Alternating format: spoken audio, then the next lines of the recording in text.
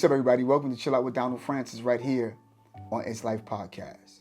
Well, listen, we're talking about how can we deal with stress, And in this day and time, you'll find that everybody's stressed out, especially now coming out of this pandemic.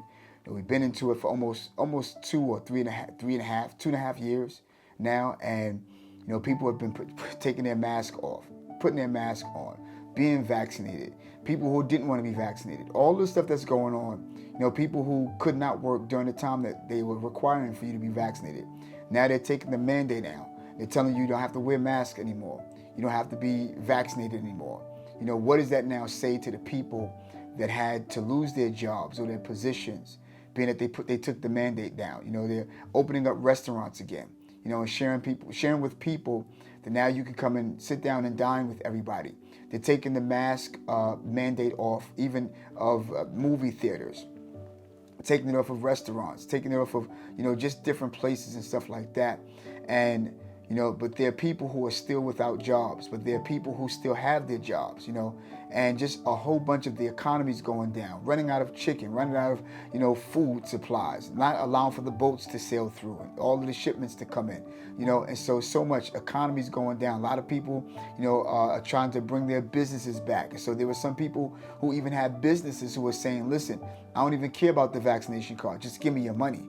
You feel what I'm saying? And we're going to hope the best for you, that you don't catch anything or don't give anything to anybody, So again, so much going on. But how do we deal with this type of stress? How do we deal with stress, period? It doesn't have to be just a pandemic, but it could be anything, anxiety and all this other stuff. And I'm going to tell you something. I read up on some research. I did research, and federal researchers, placed a collar on a gray wolf right there located in Oregon to only attract the movement of the wolf. A little over a month after tracking the monitor that there was no more movement from the wolf. Everybody now at this particular time scratching their head to try to wonder what took place, that caused the death of this great wolf.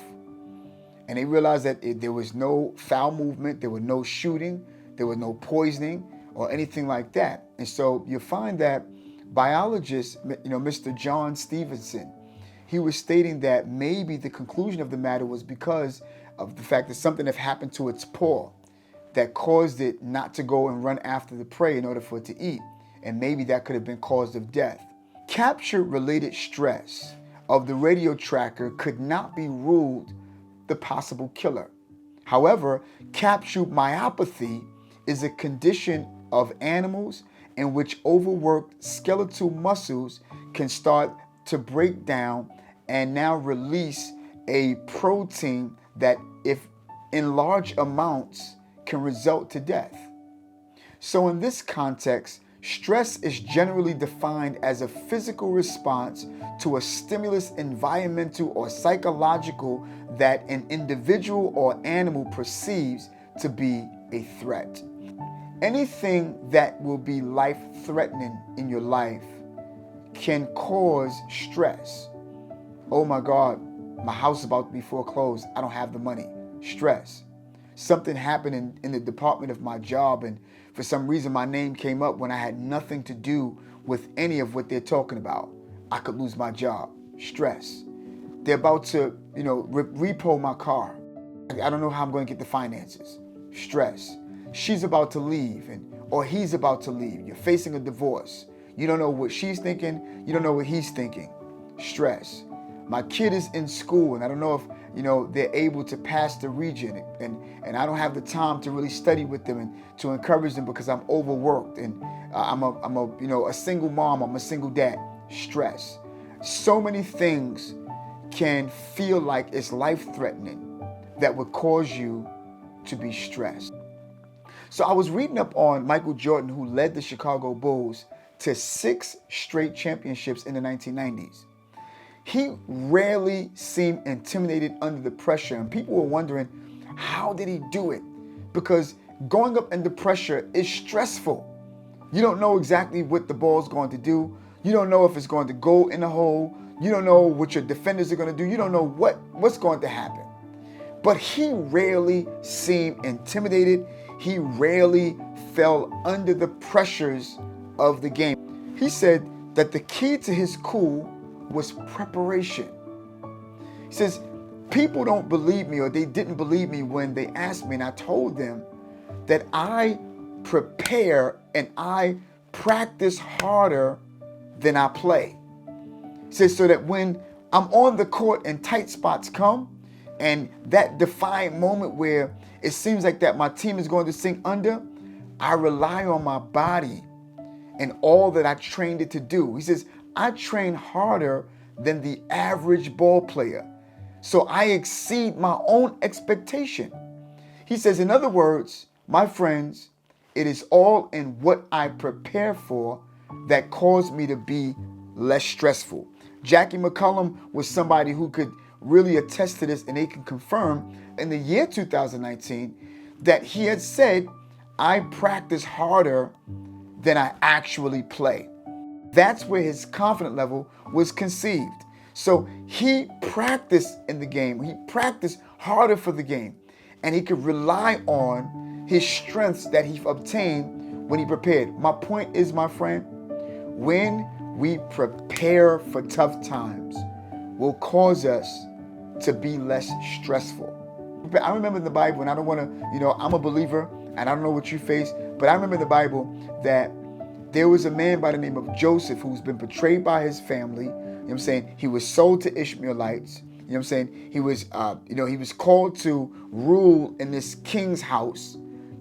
He had a dream, and Joseph's strength was that God was with him, but at the same time, he learned how to interpret dreams.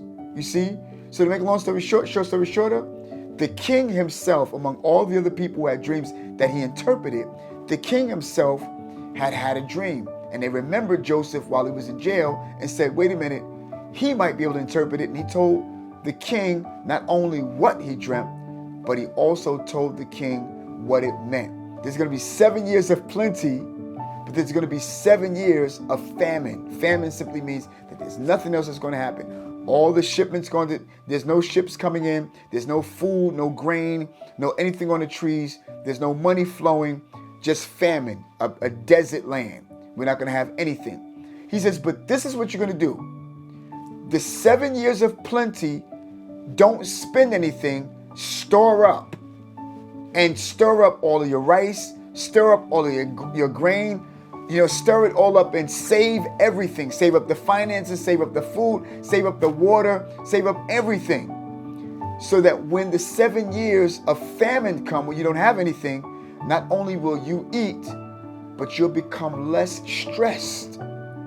And not only will you feed your family, but you'll feed other families to come.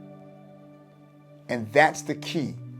If we prepare for the unexpected, save a little money in your bank. Save some money for the rainy day. What happens? Forget divorce. What happens if your spouse is no longer here and they had to leave Earth? You got to prepare and stir up. What happens if your job says we're going out of business tomorrow? But because you saved, guess what? You can still eat. You don't have to worry about anything else. As long as you prepare, you'll find yourself being less stressful. Yo, this is Donald Francis, and this It's Life podcast. We're helping people develop self-control to make better decisions. Peace.